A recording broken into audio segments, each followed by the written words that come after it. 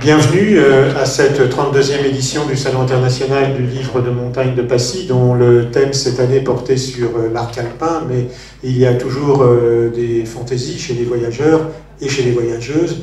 Et nous allons nous rendre plutôt en haute montagne et plutôt en Himalaya avec des femmes de haute montagne, Micheline Rambaud et Oriane Aymard. Micheline Rambaud a reçu jeudi dernier le Grand Prix de Passy, le Grand Prix du Salon du Livre, pour son récit « Voyage sans retour », qui est le récit de la première expédition féminine en Himalaya en 1959.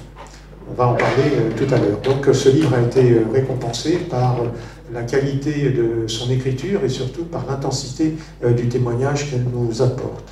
Je vous remercie parce que je n'étais pas au courant que vous avez primé. Merci. Alors vous avez là le président du jury, François Violet, donc voilà, il sera très content de vous récompenser et de vous féliciter pour cette brillante récompense. Et puis nous avons également Oriane Aymard, qui est venue à Passy à la recherche du deuxième N de son prénom, qui avait été perdu. Donc Oriane avec deux N, Aymard, sous l'œil de la déesse, un formidable récit de résilience paru aux éditions Catherine Destivelle, édition du Mont Blanc, de même que Voyage sans retour. Donc, en Himalaya, on a l'habitude de dire que l'euphorie du dépaysement est rapidement calmée par la réalité d'un milieu où frappe tour à tour le soleil brûlant, la chaleur, le crachin glacial et toujours l'humidité. La haute montagne n'est pas un royaume interdit, en revanche, elle stimule les émotions, elle exacerbe les passions et donne à l'aventure une dimension spirituelle. Pour ce qui est du voyage sans retour de Micheline Rambaud, ce voyage s'annonçait sous les meilleurs auspices. Cinéaste adhéré au sport de montagne, Micheline Rambaud a filmé la cordée d'anthologie de Claude Cogan, femme d'exception poussée par la volonté d'être bientôt la femme la plus haute du monde. C'était à la fin des années 50, bien avant l'invention du téléphone satellite, et beaucoup de cimes étaient encore à braver. Une citadelle était à vaincre, celle du machisme ambiant dans une société de l'époque qui n'était pas forcément très ouverte. Les femmes sont parties en Himalaya, elles ont donné le meilleur d'elles-mêmes, mais les aventures n'ont pas été forcément couronnées de succès puisqu'elles ont été prises par une avalanche, on le verra tout à l'heure. Donc je voudrais tout d'abord remercier Micheline Rambaud de sa présence et lui demander de nous dire comment elle a écrit ce récit et quels sont les souvenirs qu'elle garde de cette expédition particulière en Himalaya. Cette expédition, elle reste dans ma mémoire. Bon, vous m'entendez comme ça, c'est correct? Oui, très bien. Elle reste dans ma mémoire lorsque je retrouve les notes que j'ai prises au cours de la route. Les scènes me sautent à la mémoire et je les vois telles qu'elles se sont présentées il y a 62 ou 63 ans de ça.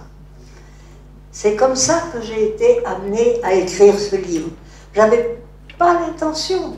J'avais fait mon film, j'avais écrit le texte du film qui porte le même titre que le livre, Voyage sans retour. Et j'ai laissé courir.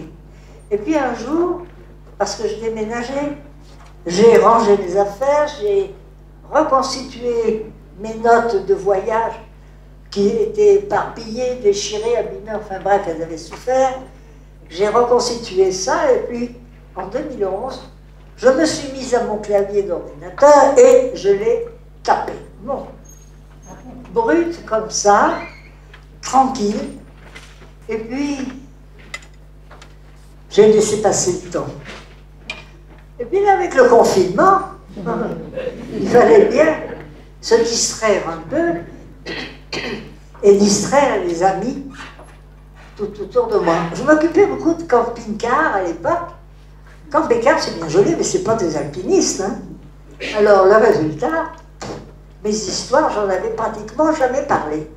Et puis là, pour leur tenir compagnie, tous les soirs, j'écrivais une journée ou une demi-journée ou une anecdote, une quinzaine de lignes, et puis je leur envoyais. Alors ça commençait à 10, au bout de 15 jours, j'étais à 60, et à ce moment-là, j'ai dit, oh, j'arrête. Et j'ai continué d'écrire chaque jour. Je leur ai envoyé ça que bien plus tard, quand ça a été fait. Quelqu'un m'a proposé de passer ça dans une revue, ce qui a été fait, et j'ai eu envie que cette aventure soit vue par le monde de la montagne, qui comprendrait ce que c'est que de marcher, de mettre un pied devant l'autre, de souffrir, et en même temps d'arriver au but, d'arriver au camp le soir, d'être bien content d'être arrivé, d'appliquer la vieille formule de personne, l'effort amène le sourire et le bonheur. Mais enfin, j'ai pas philosophie à l'époque. J'ai marché. Et puis voilà. Et donc, ce livre, je l'ai écrit au jour le jour, en quelques mois. Je me mettais à ma table, et puis chaque jour, quand je lisais les petites notes que j'avais prises, les souvenirs jaillissaient, et je les traduisais immédiatement au bout de mes doigts. J'ai été tout étonnée, et un de ces 4 matins, je voudrais bien qu'un auteur de métier, un écrivain de métier, voire un médecin, puisse m'expliquer quel est le trajet entre le souvenir, la mémoire, comment on le fait ressurgir à pleine force, en pleine vitalité, comme si on y était, et puis ça passe tout tranquillement au bout des doigts et on le tape, comme ça, et on se sort le texte. Bon, c'est à relire, c'est à corriger les fautes, mais bon, c'est pas bien méchant ça. Voilà, comment ce texte est arrivé. J'ai envoyé Catherine Destivelle qui m'a dit, oh là, je l'ai reçu à 5 h de l'après-midi, je l'ai lu toute la nuit, et à 10 h du matin, elle m'a envoyé un mot en me disant, j'édite. Ça m'a fait plaisir. Voilà, c'est tout ce que j'ai à en dire.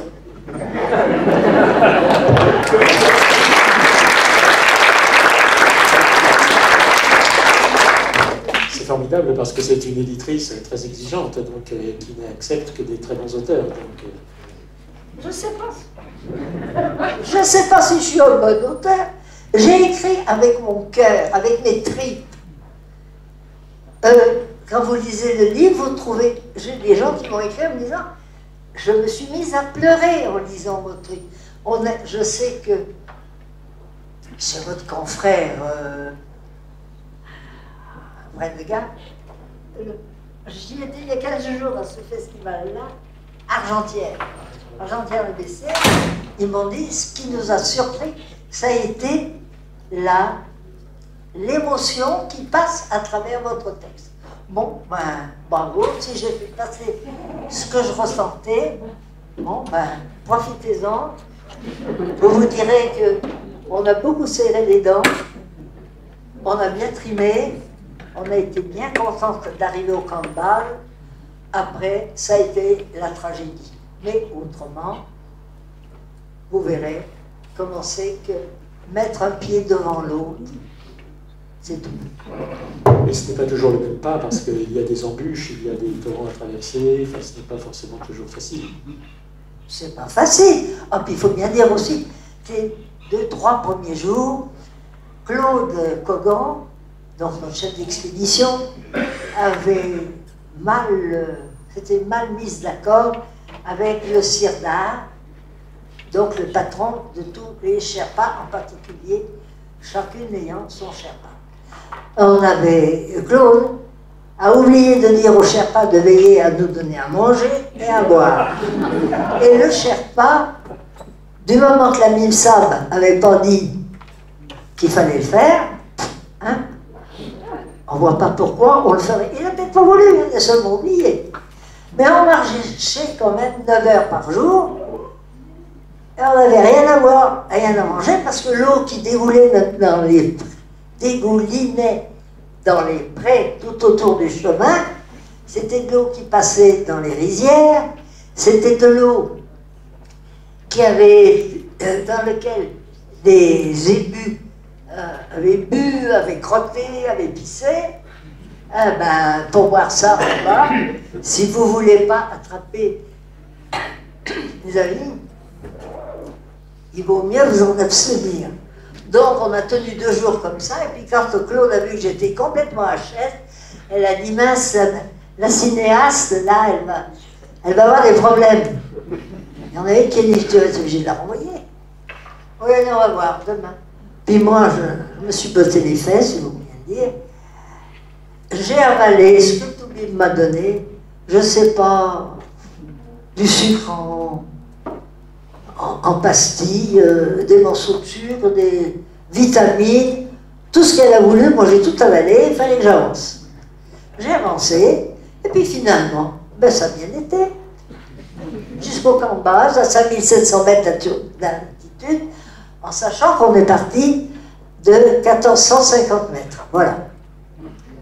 Et alors, vous étiez une équipe sous la direction de Claude Cogan, qui était la chef d'expédition, et à laquelle Charles Buffet a consacré un livre il y a plusieurs années. Et c'était une femme d'un grand charisme.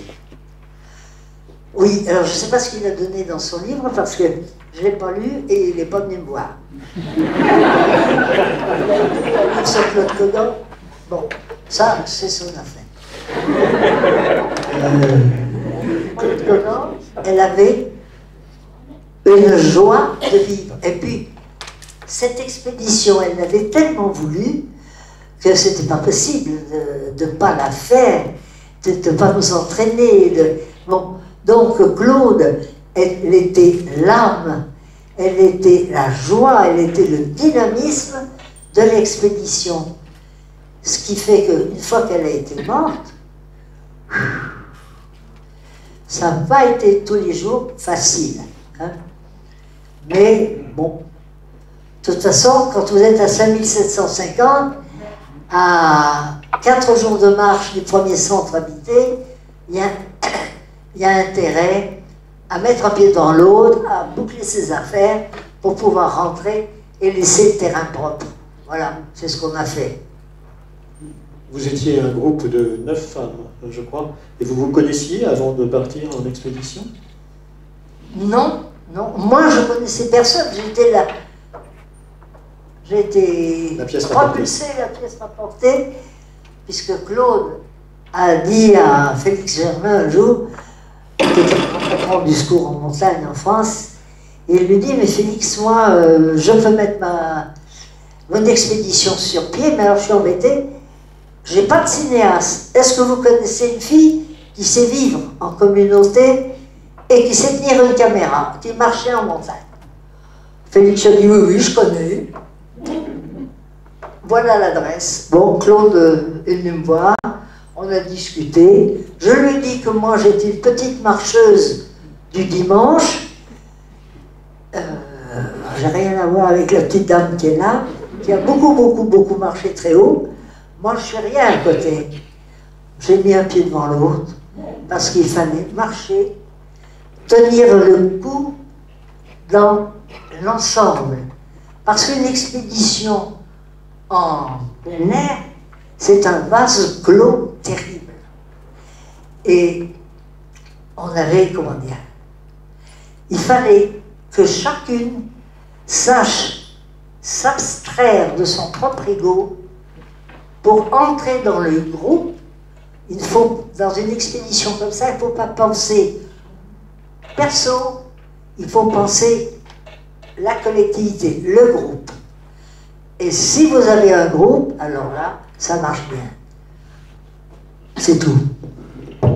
vous étiez très en avance parce que aujourd'hui, dans les entreprises, ou dans les expéditions, on met en avant justement cette dynamique de groupe fondée sur la confiance, la solidarité, la cohésion du groupe.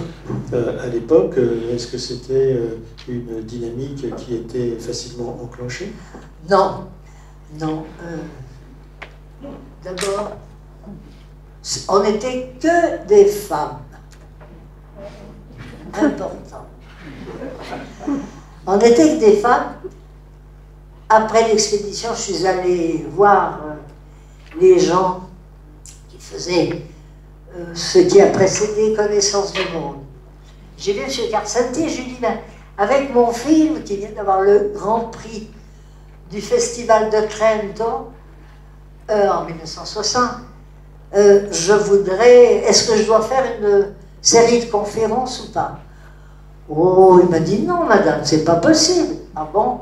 Oui, vous n'avez pas fait le sommet. Vous avez eu 4 morts et vous n'étiez que des femmes. On ne pouvait pas, ça ne marchera jamais. Bien sûr, j'ai fait mes 60 conférences, moi, toute seule, comme une grande. Voilà.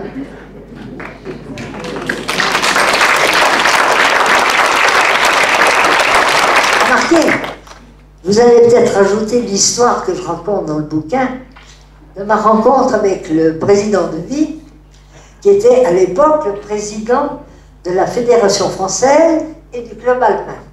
C'est un monsieur de Vie, il a beaucoup grimpé avec Gervasotti, et il y a un couloir, je ne sais pas trop, à Chamonix, qui s'appelle le couloir de Vie et Gervasotti.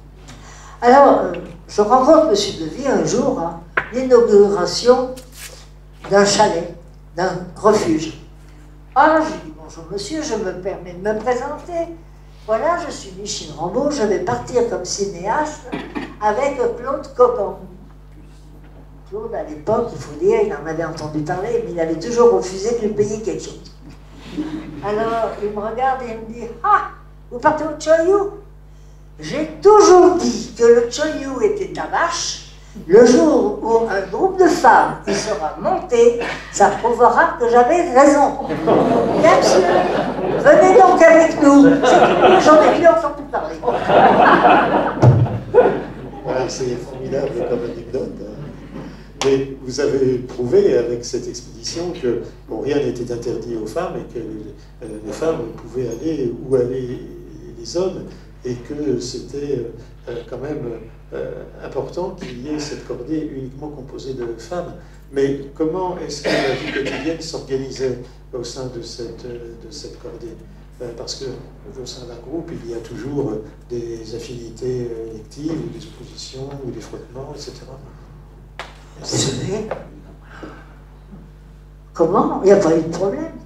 Il n'y a pas eu de problème dans ce sens que quand on marche, on a marché 21 jours, 9 heures par jour, pour monter. Bon, quand vous marchez 9 heures par jour, vous avez le temps de vous espacer par les petits groupes d'espace.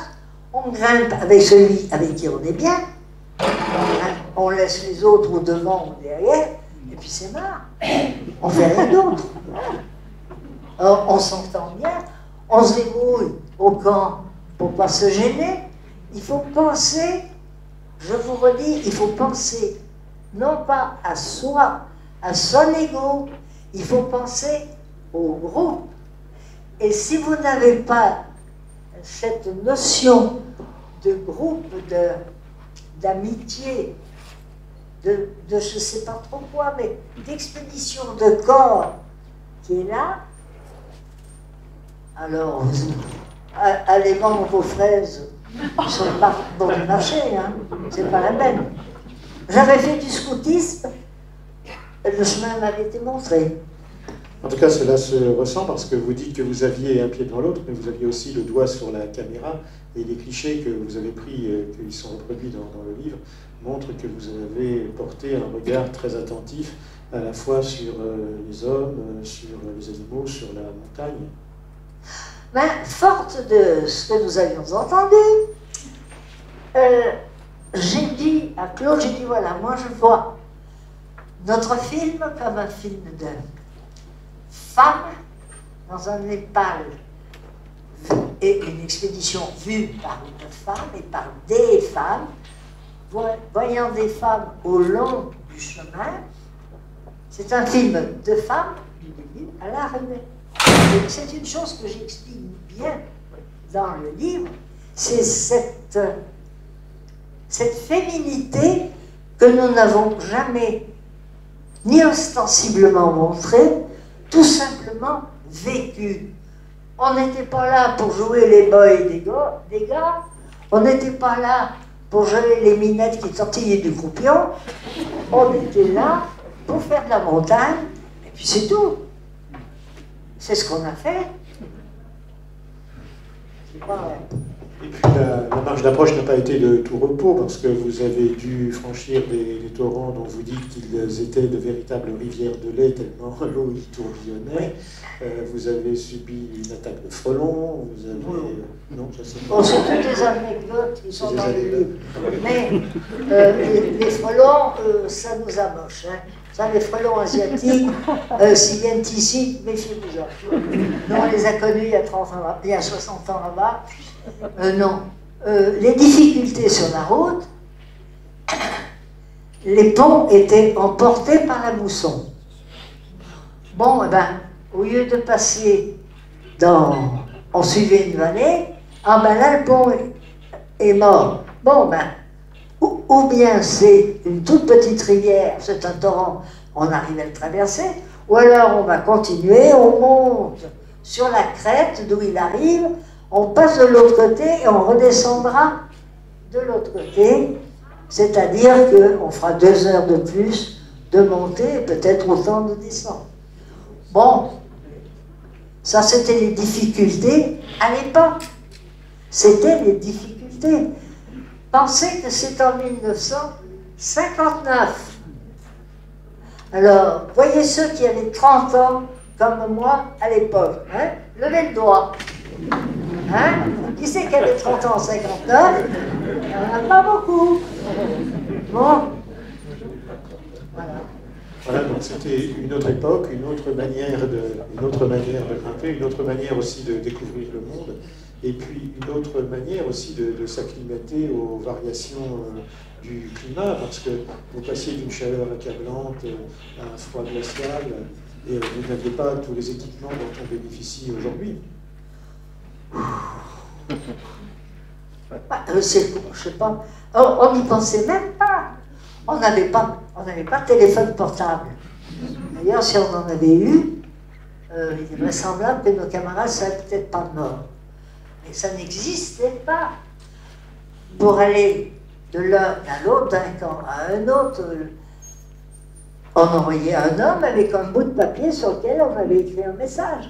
Il descendait, portait, ou il montait, portait son message, il redescendait, il ramenait la réponse, et là, le tour était joué. Et autrement, non. On était... Et il y avait 185 Sherpas, je crois, avec vous. Oui, 180 ou 185, oui. Et ça... Ben, il y avait 5 tonnes de matériel quand même, hein. Et donc, c'est avant l'assaut final que s'est produit le drame qui a emporté Claude Cogan et quelques-uns de ses... Oui. La mousson n'était pas finie. Normalement, la mousson aurait dû finir vers le 15 ou le 20 septembre. Or, 15 ou 20 septembre, la mousson, elle tombait pas, elle venait, elle s'arrêtait, elle faisait grand beau. Ah, ben ça y est, elle est finie, elle est partie. Ben non, le lendemain, il y avait une petite ressuscité. Ben, comment vous dire? Le temps s'est couvert un jour et il s'est mis à neiger. Il faisait très lourd. C'est pas vous qui habitez dans la montagne que je vais apprendre que quand il fait lourd, quand il fait chaud et qu'il y a de la neige qui tombe, elle est lourde et elle se tend. Bon, ça c'est la neige s'est accumulée et nous avons eu dans la montagne certainement, facilement, 2 mètres de neige dans la journée, puisque nous, au camp de base, on en a eu 1,50 m ou 1,80 m. Donc, ça ne posait pas de problème majeur pour nous. Mais pour faire la trace, les filles, elles brassaient jusqu'aux genoux. Les Sherpas aussi. Voilà.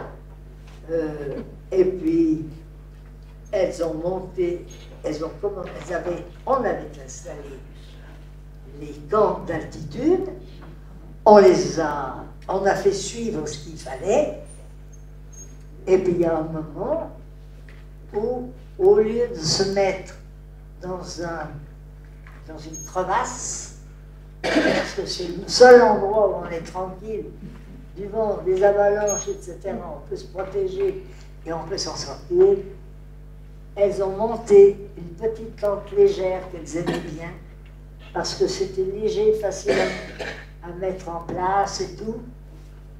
Et puis on ne sait pas ce qui s'est passé.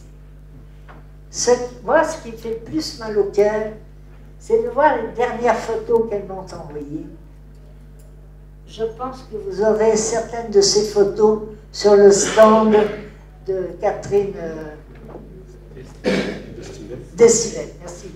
Il ne faut pas vieillir, hein, la mémoire j'y sais quoi. Vous aviez été élu par les dernières photos envoyées. Ah oui, parce que les dernières photos qu'elles ont faites, et qu'elles nous ont fait descendre, on voit le Choyou qui a mis son chapeau. Moi, une fois développé, quand j'ai vu ces photos en France, j'ai dit, mais le Choyou avait mis son chapeau.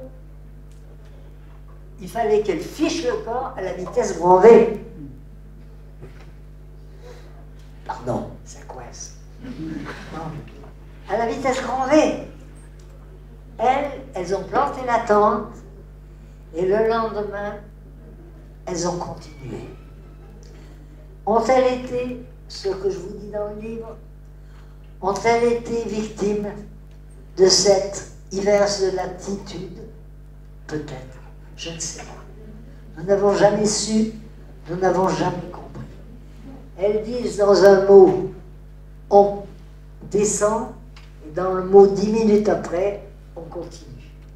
Alors là, elles sont, je pense, c'est ma seule consolation, qu'elles sont mortes en faisant ce qu'elles aimaient. Elles aimaient la montagne, elles aimaient la haute montagne, l'altitude. Claude, elle avait bataillé pour organiser ça. Elle faisait ce qu'elle aimait et elle est morte en faisant ce qu'elle aimait. Et ça, je crois que tant qu'à faire de mourir, ça n'a pas de prix. Voilà. Merci pour ce témoignage brillant.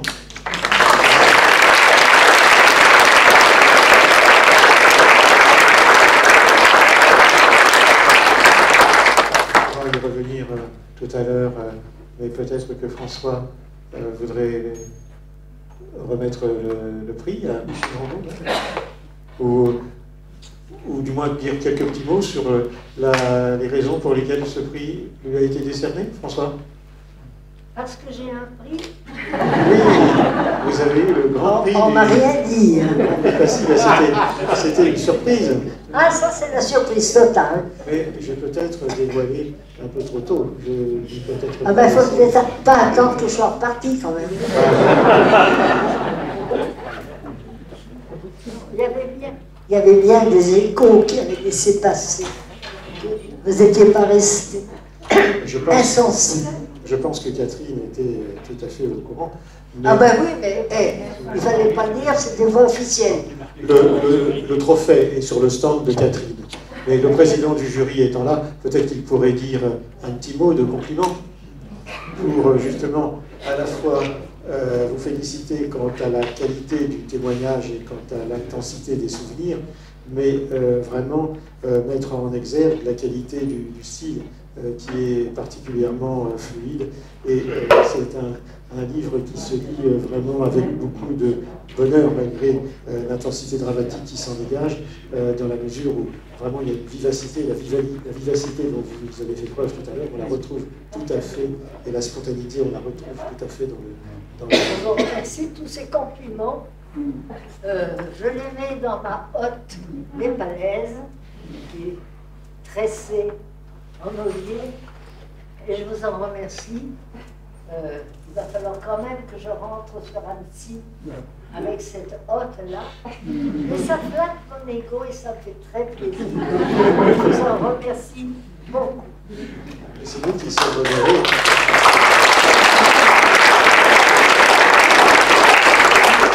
C'est nous qui sommes honorés d'inscrire au palmarès du Grand Prix un témoignage d'une telle qualité. En tout cas, madame, ainsi que je vous en ai fait part tout à l'heure, on vous a suivi avec bonheur à chaque pas que vous franchissiez dans cette montagne, jusqu'au drame que, évidemment, vous évoquez. C'est un récit brut. On sent votre détermination, on sent aussi vos souffrances, parfois vos doutes. Et on sent votre interrogation et vos questionnements, évidemment, au retour. Ça a fait l'unanimité entre mes camarades et moi, Angélique Prick et Philippe Boyer, qui m'ont accompagné sur ce jury. Et vraiment, récupérez votre prix auprès de Catherine. Hein. Vous le méritez, amplement. Merci beaucoup à vous. Merci.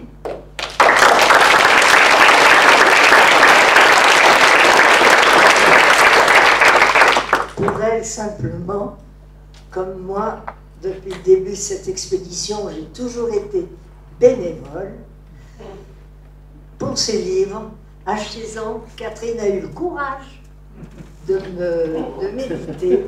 Alors, allez-y, achetez le livre. Je vous fais le baratin pour ça. Hein?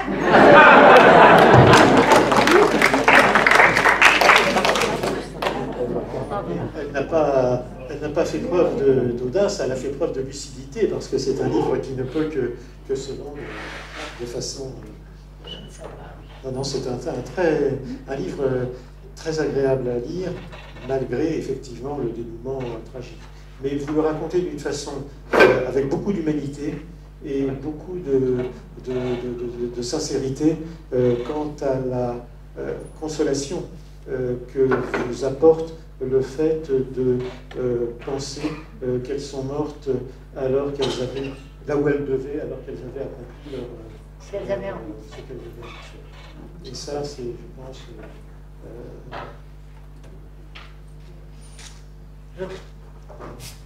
Je crois que j'aimais bien. Ben, c'était deux bonnes amies, les deux Sherpas. On les aimait bien aussi, j'en parle moins. Mais ils sont morts quand même pour nous. Ceux-là, il ne faut pas les oublier. Alors je parle des deux filles parce que tout le monde s'inquiète sur cette histoire de femmes. Mais nos deux Sherpas, il y en a un qui a été ramassé par avalanche sur le lieu où elles ont été elles-mêmes emportées, parce qu'il y a eu une autre avalanche qui a démarré. Et le second qui est mort, il est mort avec elle, et je ne peux pas m'ôter de la pensée que cet homme n'avait pas forcément approuvé ce qui se faisait, et que peut-être il savait que s'il y avait un pépin, il était condamné. Alors, j'ai mis tout ça dans ce livre, cette amitié pour ces filles, cette amitié pour ces Sherpas, mais aussi de ce doute, cette humanité qu'on peut apporter à des gens qu'on aime bien et qui deviennent nos compagnons de route. C'est tout. Voilà, excusez-moi. Et puis il y a aussi toute la symbolique de la montagne en Himalaya. Le Shoyu, c'est la déesse turquoise. Et on peut penser que dans l'insolence de sa grandeur, elle s'est vengée de ces âmes inconscientes qui rêvaient d'idéal en allant ça fait partie, je pense, d'une vision romantique de... Ça fait partie du folklore des journalistes.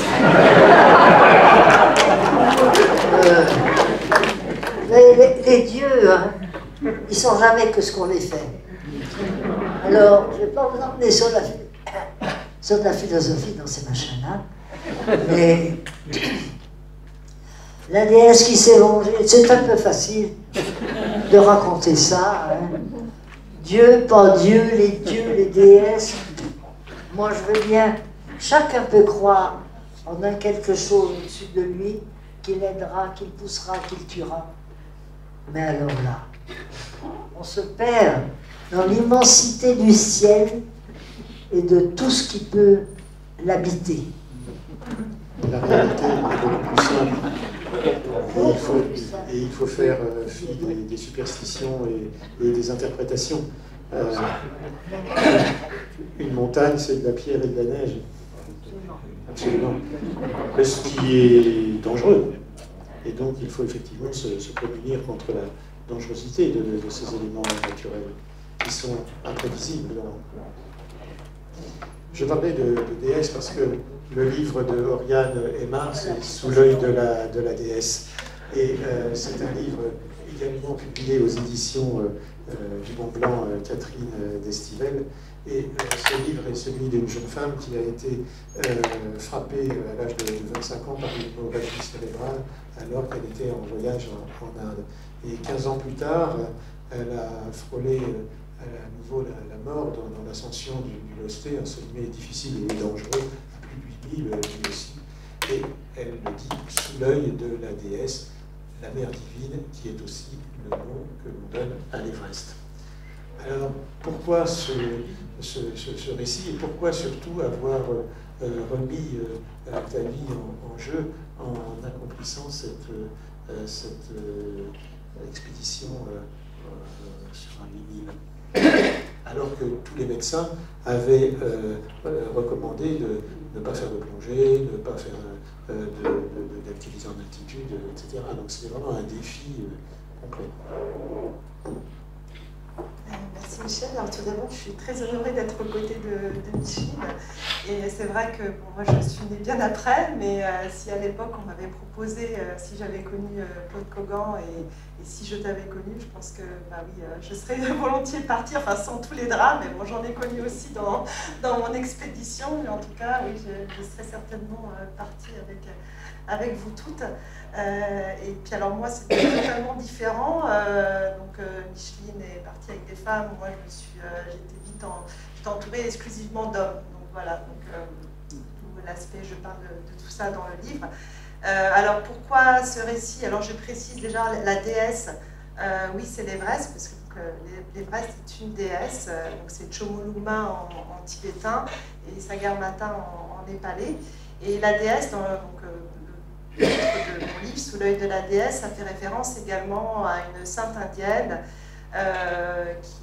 qui a son tombeau en fait dans le nord de l'Inde, et donc mon hémorragie cérébrale a eu lieu donc à côté de cette tombe. Donc voilà, quand je parle de la déesse, c'est la figure de la mère de manière générale, mais alors pas du tout avec l'esprit de vengeance, c'est plutôt le contraire. Donc, et ce récit, je l'ai écrit à la suite de mon expédition au Lhotse. Alors je n'avais pas du tout l'intention à la base d'écrire un tel livre, mais au vu du déroulement de l'expédition, quand je suis rentrée, je me suis dit, bon, il y avait quelque chose à faire, et donc j'ai écrit ce récit, voilà, donc qui donne, je dirais, une vision un peu plus féminine du coup de la haute montagne, et puis aussi un peu plus spirituelle, je dirais.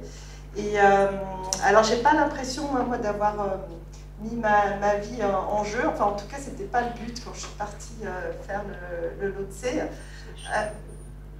Non, c'est jamais le but. C'est jamais le but. Voilà, moi, c'était plus un chemin, un appel, je dirais. Donc, j'étais pas du tout non plus dans la performance. Ce qui contraste aussi avec mon équipe, parce que bon, dans l'équipe, j'étais entourée à peu près, il y avait une petite douzaine d'Occidentaux et le reste c'était des Népalais, donc c'était à peu près 25 à 30 hommes. Et donc j'étais la seule femme et ça s'est très mal passé parce que voilà, on pensait certainement qu'en tant que femme, j'allais pas y arriver, surtout que je ne suis pas une alpiniste ou une himalayiste à la base. J'ai un peu tout appris sur le tas. Enfin, je ne suis pas allée de manière inconsciente non plus. Donc c'est pour ça que je dis, je n'ai pas cherché à mettre ma vie en jeu. C'est-à-dire entre le moment où il y a eu mon hémorragie cérébrale et donc le Lhotse, il s'est quand même écoulé 15 ans. Donc il y a eu des contrôles, j'ai été aussi sous médicaments pendant une certaine période, mais voilà, je n'ai pas du tout été inconsciente. Et avant de faire le 8000, j'avais quand même fait un 7000 pour voir aussi ce que ça donnait. Donc voilà, mais c'est vrai que il se trouve qu'il y a eu beaucoup d'épreuves, beaucoup de défis. Ça a été une expédition avec toute une série de crises, de catastrophes que voilà, on n'aurait pas pu prévoir, forcément l'imprévu qui est présent. Et donc pour ça a été dur. Et oui, c'est vrai que j'ai peut-être frôlé la mort. Oui, je pense. Sûrement, ce qui est intéressant dans ce livre, c'est que c'est vraiment la chronique de la vie quotidienne d'une femme au milieu d'un groupe d'hommes, avec toutes les contraintes que cela représente, les contraintes physiques, physiologiques, psychologiques, parce qu'on ne tombe pas forcément toujours sur des personnes qui sont d'une civilité appréciable, agréable. Et puis surtout, c'est aussi une épreuve que de devoir assumer sa fragilité, mais ça c'est indépendamment du fait d'être une femme. Je veux dire, à partir du moment où on est en situation extrême dans un milieu hostile, je veux dire, on est tous quelque part fragiles. Donc je pense que c'est encore plus difficile à assumer quand on est une femme dans ce milieu machiste. C'est vrai que moi, quand je suis partie, d'ailleurs, je n'avais pas choisi du tout mon équipe, contrairement à Micheline, toi tu as rejoint l'équipe, mais bon, elle se connaissait déjà. Moi, je connaissais absolument personne de mon équipe. Et assez rapidement, en fait, j'étais un petit peu exclue. Enfin, ça s'est manifesté par des changements d'attitude, parce que, encore une fois, ils pensaient que je n'allais pas y arriver. Sauf qu'en haut, en fait, les choses s'inversent un petit peu. C'est pas forcément que physique, c'est pas que technique. Il y a aussi toute la capacité d'acclimatation qui rentre en jeu. On n'est pas tous égaux face à l'acclimatation. Il y a aussi une part de préparation, mais il y a une part génétique également. Et puis il y a aussi le rôle du mental qui est important. Il y a une question de chance. Et au final, c'est pas forcément les plus forts, entre guillemets, qui arrivent. Et donc je pense que ça s'est mal passé aussi pour cette raison, parce que ça a créé tout simplement de la jalousie. Et au final, j'ai été une des rares seules à atteindre le sommet. Mais ça a été extrêmement dur. C'était dur sur tous les plans, mais plus sur le plan psychologique, dans la mesure où il y avait des réflexions, il y avait des remarques. J'étais l'élément le plus faible du groupe, etc.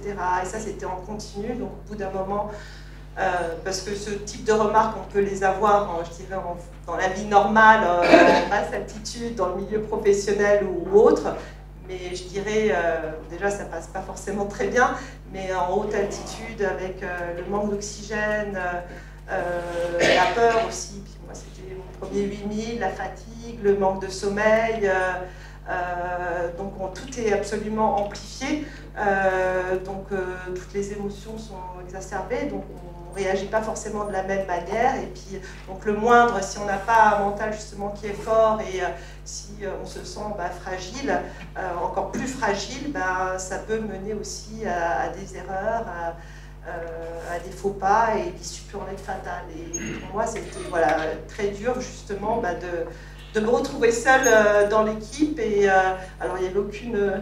on parlait de cohésion d'équipe. Alors là, c'était tout le contraire. Donc, il n'y avait aucun esprit d'équipe. Donc, c'était chacun pour soi. Et puis, ben, moi, c'était plutôt... voilà, on va s'arranger pour que voilà, elle n'y arrive pas. Donc, ça a été très dur.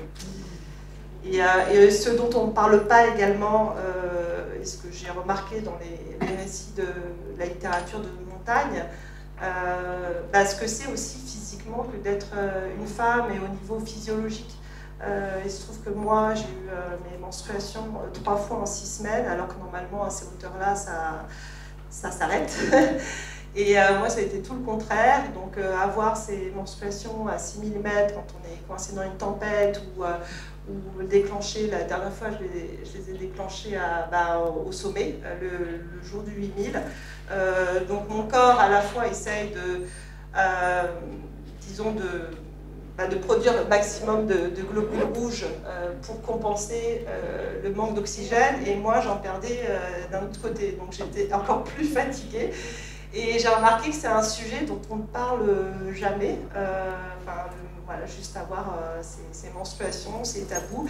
Et je parle de ça dans le livre aussi parce que même par rapport aux Népalaises, c'est-à-dire les Népalaises en général, enfin même dans le monde sous-continent indien, les femmes, plus spécifiquement dans l'hindouisme, mais les femmes qui ont leurs règles sont généralement exclues. Et je me rappelle aussi avoir rencontré des Sherpanis sur la cascade de glace et avoir bien discuté avec elles. Et alors elles en plus ce sont des veuves et les veuves sont exclues, sont marginalisées et donc elles grimpaient, elles allaient jusqu'à l'Everest, jusqu'au sommet, donc pour montrer que les femmes aussi ont leur place sur le toit du monde et que c'est pas seulement l'exclusivité des hommes, en tout cas des Népalais. Donc, il y a toute cette dimension dont je parle sur ce que c'est que d'être une femme, voilà. Non seulement quand on est entouré d'hommes, mais ce que c'est concrètement aussi d'être une femme, voilà, avec toutes les physiologiquement parlant. Ouais.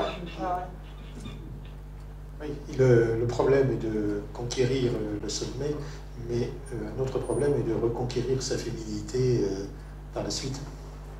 Oui, alors reconquérir, disons que pour moi le fait d'aller jusqu'au sommet et de me retrouver face à l'Everest, qui est donc la mer, donc c'était un petit retour en arrière, la mer, donc la déesse mère exactement par rapport à mon hémorragie cérébrale. Et pour moi c'était lié déjà au féminin, donc déjà sans parler de féminité, il y a cette affirmation, féminin, puis surtout le fait de me retrouver dans l'équipe et être une des rares seules à grimper, voilà, concrètement c'était aussi m'affirmer face à tout ça et reconquête de la féminité, je ne sais pas si c'est le mot féminité qui convient, mais c'est vrai qu'à Katmandou, la première chose que j'ai faite c'était d'aller dans un salon de beauté pour me ressentir un petit peu, un peu femme.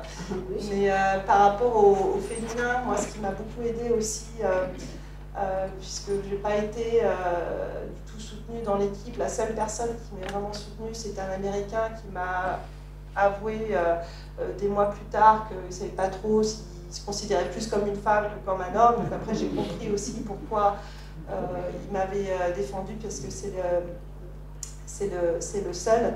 Moi aussi je parle à mémoire, maintenant ça c'est la chaleur, je sais plus ce que je voulais dire. Il y avait un lien avec l'américain. Oui, c'est ça, mais je disais autre chose avant, mais c'est pas grave. Voilà, moi aussi. C'est la féminité de cet homme. C'est la féminité de cet homme qui est venu vers vous et vers votre féminité qui était en faiblesse. Alors non, ce que je voulais dire, c'est ça, c'était mon point, c'était qu'à force d'être diminuée, d'être abaissée, on me faisait montrer que j'allais pas y arriver. Moi, souvent, je répétais des affirmations positives pour essayer justement de renforcer mon estime de moi-même. Et donc, j'ai répété constamment des affirmations en grimpant au camp 2, au camp 3, même en haut. Voilà, pour m'affirmer aussi que oui, je suis capable d'aller au sommet, oui, je suis une femme pleine d'énergie, oui, je suis au top, voilà, tout ça pour pour renforcer mon estime de moi-même qui avait été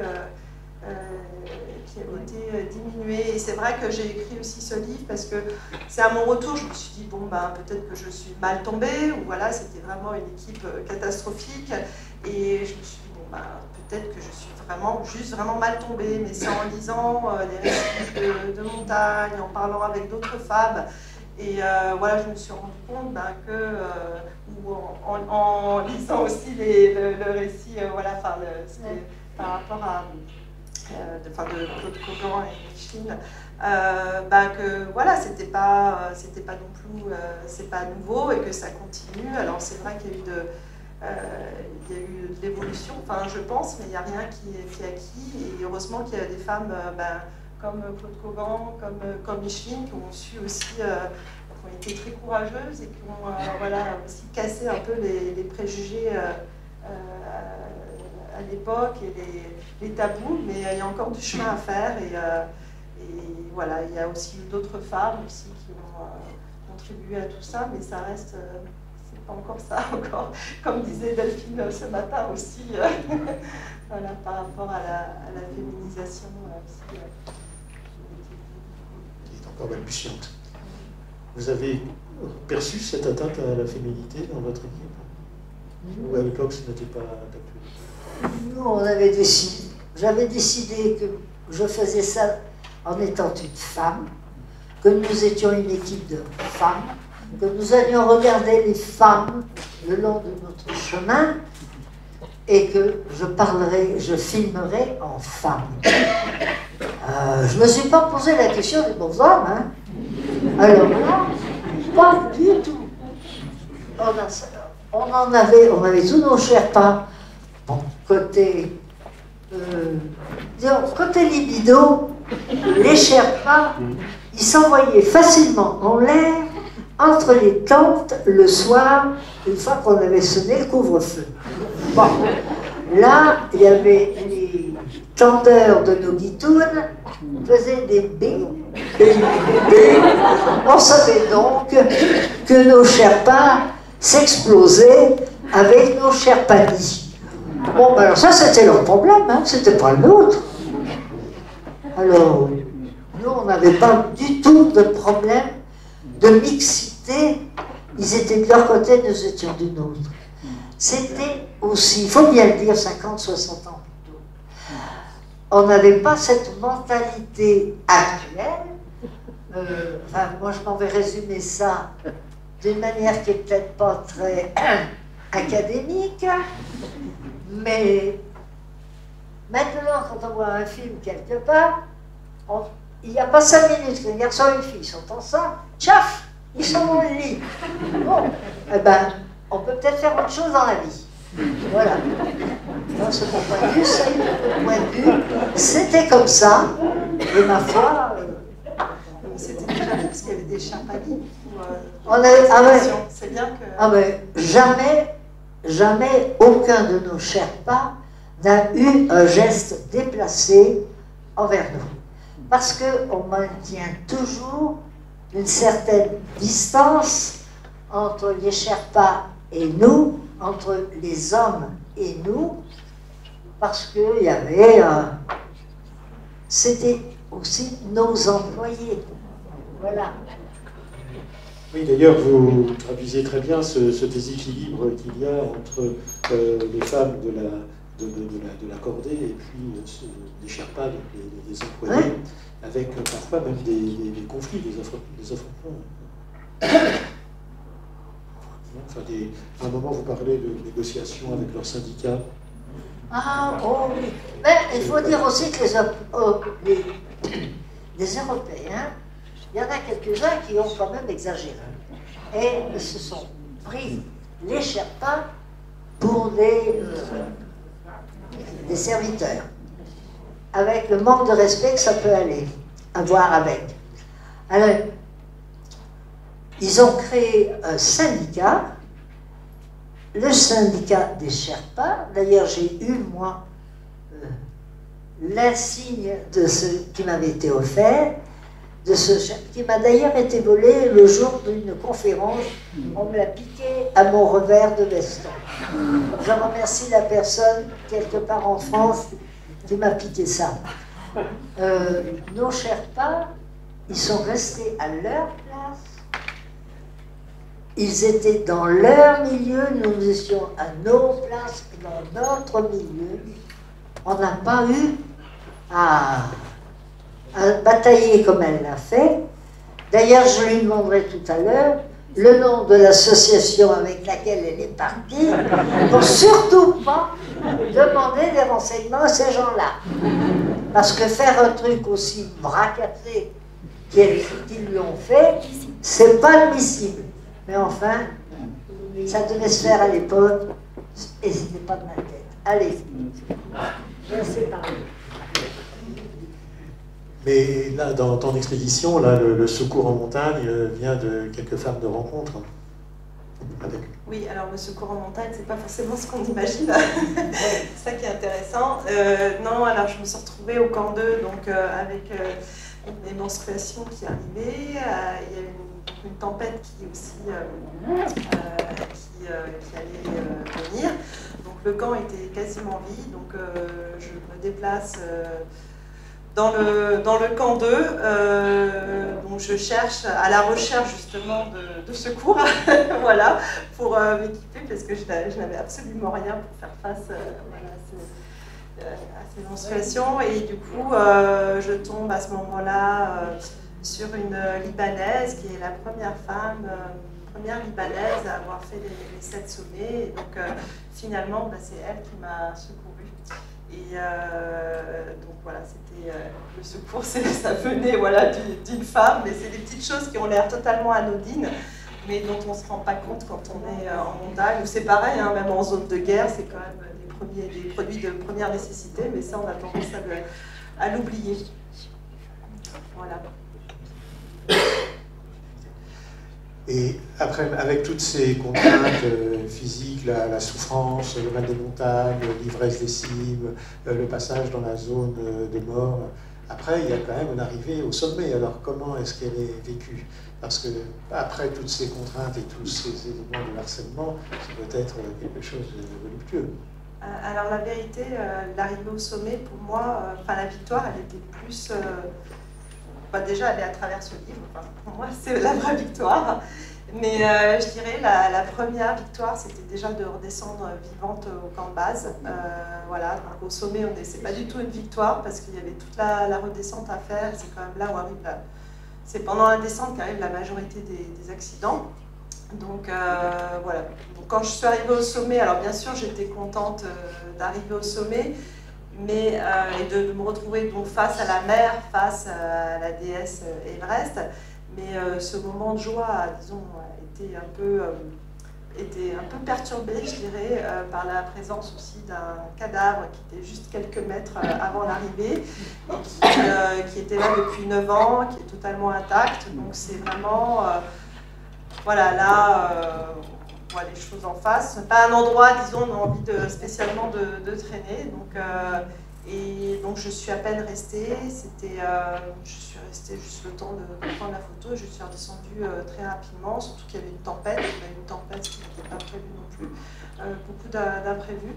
Donc, oui, l'arrivée au sommet pour moi c'était plus à la fin en fait, quand je suis arrivée au camp de base. Mais en haut. C'est tellement, ça respire la mort en fait, et dans tous les sens du terme. Voilà, c'est pas du tout un lieu où il faut traîner. Avoir fait tout ça pour ça. C'est quand même un comble. Monter sur un des sommets de l'Everest pour y trouver un cadavre. Là, des cadavres, il y en a généralement, il y en a plein, mais c'est-à-dire que là, son corps est tellement intact, tellement bien préservé, que juste à quelques mètres du sommet. Enfin, moi, je l'ai vu plus aussi comme un gardien, en fait. C'est comme ça aussi que je le décris dans le livre, comme aussi un passage. Aussi, je vois ça comme une sorte d'initiation. Enfin, de toute façon, pour moi, c'est pour ça que je parle. J'étais loin de l'idée de performance ou quoi que ce soit. Pour moi, c'était comme un chemin, en fait, cette expédition, avec toutes les épreuves que ça comporte. Mais c'est sûr, c'est un peu troublant d'arriver au sommet et de se retrouver face aussi à soi aussi, parce que quelque part, voilà, on n'est pas éternel et voilà, dans la zone de la mort. Donc mais tout ça permet d'apprendre la vraie valeur des choses et puis cela renvoie à la futilité de tout ce qui peut être superflu dans nos vies quotidiennes. Oui, alors le retour, c'est pour ça que le retour, ça prend un petit moment, voilà, parce qu'on est un petit peu... Et le livre m'a beaucoup aidé aussi à réintégrer, je dirais. Un peu comme dans votre livre, on pose tout. Et le retour est aussi une étape fondamentale pour réapprendre à vivre dans le monde d'avant. Oh, j'ai l'impression que le retour, jusqu'à la maison, le retour, c'est, j'allais dire, c'est boucler. C'est boucler les affaires, c'est fermer la porte. Ensuite, on se retrouve chez soi, en Europe, avec ses habitudes, ses aventures, c'est tout ça, le train-train qui se réinstalle. Bon, ben, c'est la vie quotidienne, on la reprend. On ferme la parenthèse, on a fait ça, on a ouvert, on est parti, on a fini et on reprend avant. Moi, c'est comme ça que je l'ai vécu. D'ailleurs, mon père ne m'a pas laissé faire autrement. Je travaillais chez lui, il avait, à ce temps, on m'a proposé de partir. J'ai dit, papa, maman était là aussi. J'ai dit, on me propose de partir comme cinéaste dans une expédition himalayenne. Ma mère se redresse, elle me dit, tu es folle? Et elle sort. Mon père me dit, c'est très simple. C'est ou ton voyage, ou ta situation ici. Oh papa, j'ai choisi, c'est le voyage. J'ai 30 ans et 2 mains pour travailler. On a tourné la page, ils ont été bien contents quand je suis rentrée, mais enfin j'avais montré que j'avais un tout petit peu de caractère. Et ça ne s'est pas démenti par la suite. Non, jamais. Bon. Du caractère et une belle plume, parce que ce livre est vraiment très brillamment écrit. Je vous remercie. Je ne l'ai pas fait exprès. C'est vrai. Voilà, ben c'est un don, c'est encore bien d'avoir cultivé, enfin, c'est formidable. C'est encore mieux. Est-ce que vous auriez des questions à poser à nos invités? Moi, je voudrais savoir pourquoi vous êtes engagé dans une expé un peu difficile, bien avec des hommes. C'était pas prévu en fait, je suis passée par une agence à Katmandou et il se trouve que je me suis retrouvée avec des hommes uniquement, mais c'était pas du tout, je ne savais pas avec qui j'allais être. Mais à Katmandou, il y a eu plus des hommes. Oui, mais enfin peu importe, et puis enfin de toute manière. Non mais. Parce que moi, les experts, j'en ai fait un paquet, mais on vous prévient des conditions, de ce qu'il y aura et tout, donc vous avez choisi. Moi, je suis partie en fait à la base, j'ai choisi cette agence, c'est parce que je voulais le même Sherpa avec qui j'étais partie à Libourg. Donc moi, ce qui importait, c'était surtout le Sherpa, qui finalement d'ailleurs m'a abandonnée parce que c'était plus intéressant pour lui de grimper l'Everest, c'était plus payant, enfin bref. Donc je me suis retrouvée avec un autre Sherpa, mais au final, je suis passée par cette agence pour cette raison-là. D'où l'équipe masculine. Et ce que je dois dire, c'est que j'ai déjà travaillé beaucoup dans des milieux masculins, que ce soit au niveau professionnel, avec les militaires et tout. J'ai jamais eu ce type ça n'a jamais été à ce point-là, quoi. Donc, je trouve que les égos aussi là-bas sont un peu plus prennent une toute autre dimension. Je ne sais pas si c'est avec l'altitude, ça compte. Ouais. Donc, mais c'est pas le fait d'être avec des hommes. Au contraire, je pensais que ce serait peut-être plus un avantage, mais ça a été tout le contraire. Ouais. Moi, je trouve un peu dommage la façon dont vous parlez des Sherpas et Sherpanis qui sont vos employés, qui portent tout votre bagage et qui sont un peu considérés comme pas grand-chose. Mais je ne les considère pas comme pas grand-chose, ça c'est vous qui le dites. C'est pas moi. Moi, je trouve que c'est un petit peu dommage et je comprends quand même que maintenant, ils se mettent en syndicat, qu'ils aient des salaires corrects, qu'ils ne soient pas considérés comme On ne des... dit pas le contraire, madame. On ne dit pas le contraire. Ils sont organisés et c'est tout à leur... ils sont... Voilà, tout à leur honneur et je peux vous assurer que moi, je respecte tout le monde. Chaque part occidentale. Et quand même, vous devez avoir un peu de respect pour ces gens-là. Mais ça, je respecte. Bon, il y a une chose qu'il faut redresser. Ils ont fondé ce syndicat simplement parce que les Européens les Européens, les Américains, enfin tous ces gens qui venaient au Népal tiraient sur les prix. Ils ont demandé des salaires plus importants, ce qui était normal, ce qui a été accepté, et simplement leur syndicat était pour maintenir le niveau de prestation, le niveau des salaires, etc. Je vous ai dit, ma formule était peut-être un peu malheureuse, nous n'avons jamais considéré ces gens-là comme des employés. Ils portent nos affaires parce que nous sommes parfaitement incapables de porter nos sacs. Moi j'avais 6 kilos sur le dos, j'avais la caméra, lui portait le pied, la réserve de film, il avait une dizaine de kilos. Moi je marchais avec 6 kilos sur le dos. Il y avait des porteurs dont c'est le métier, qui portent des caisses qui font en dessous de la neige, et ça a été une des règles imposées par le syndicat. En dessous de la neige, je crois que c'est 30 kilos, au-dessus de la neige, c'est plus de 30 kilos. Voilà. Mais autrement, on les considère exactement. Moi, j'ai suivi la santé de certains de nos Sherpas, de nos Sherpanis, de nos petits employés. Je dis petits employés parce que c'est des petites gens qui portent. On les paye à la fin de la journée ou à la fin de la semaine. Ils sont payés au tarif qui est entendu. On les traite correctement. Maintenant, si vous voulez partir là-bas et porter sur votre dos tout le barda dont vous avez besoin, alors bon courage, madame. Et vous verrez comment ça se passe. Je dis que grâce à eux, vous pouvez faire. Il y a un autre problème qui est un problème sémantique. Enfin, je parle sous couvert d'un lettré. Je veux dire, il ne faut pas trouver une connotation péjorative dans tous les mots. Il ne faut pas trouver une connotation péjorative dans tous les mots que l'on emploie dans l'usage courant.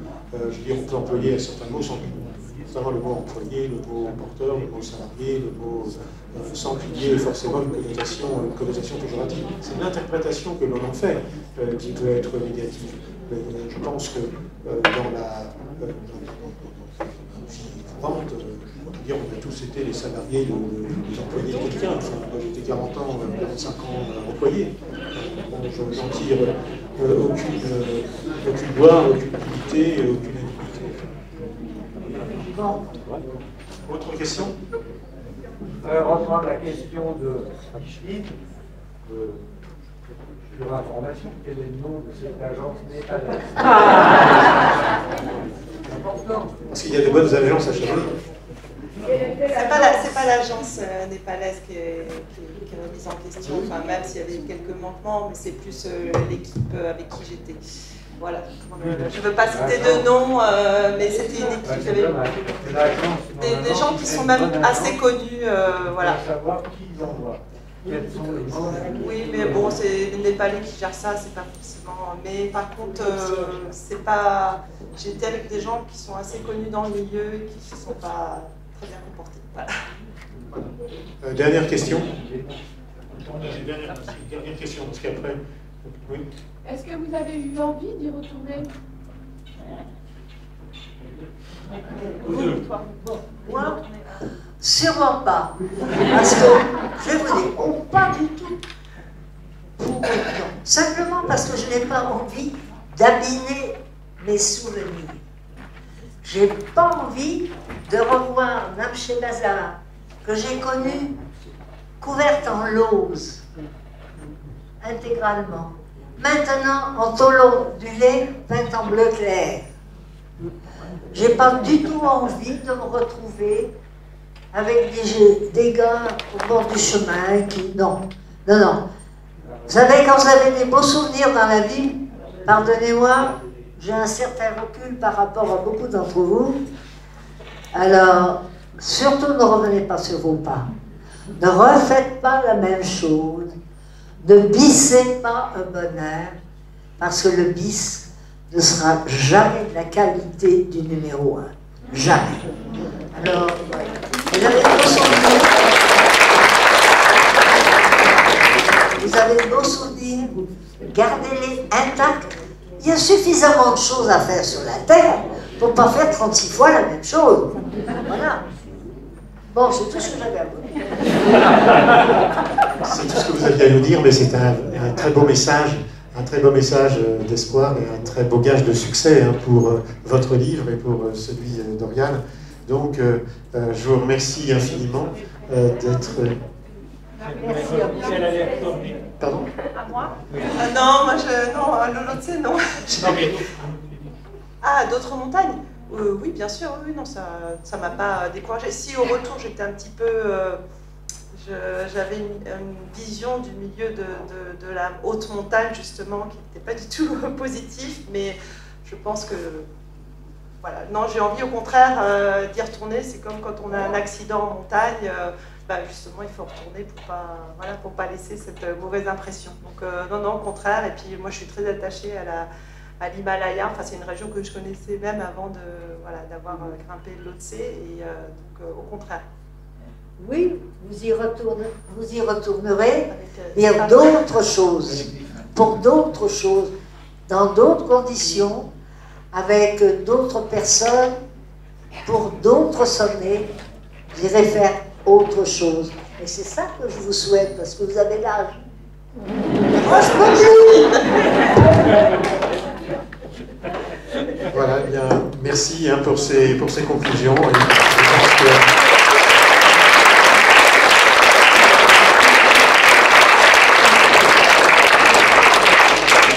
On n'aura pas toujours, on trouvera toujours du bonheur dans des sommets à notre mesure.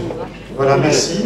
Et puis je vous invite à rejoindre nos invités dans le hall pour la dédicace de leurs ouvrages.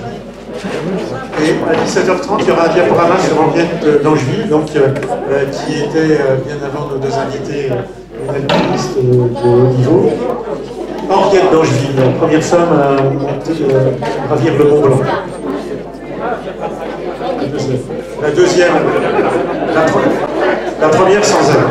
Et puis ce soir à 20h30 à la caméra du plateau d'Assis, deux films à 20h30. Le Chamonix-Zermatt par Christophe Rella, et puis Le Chalet des Filles, un film merveilleux de Godefroy Mauky. Voilà, merci.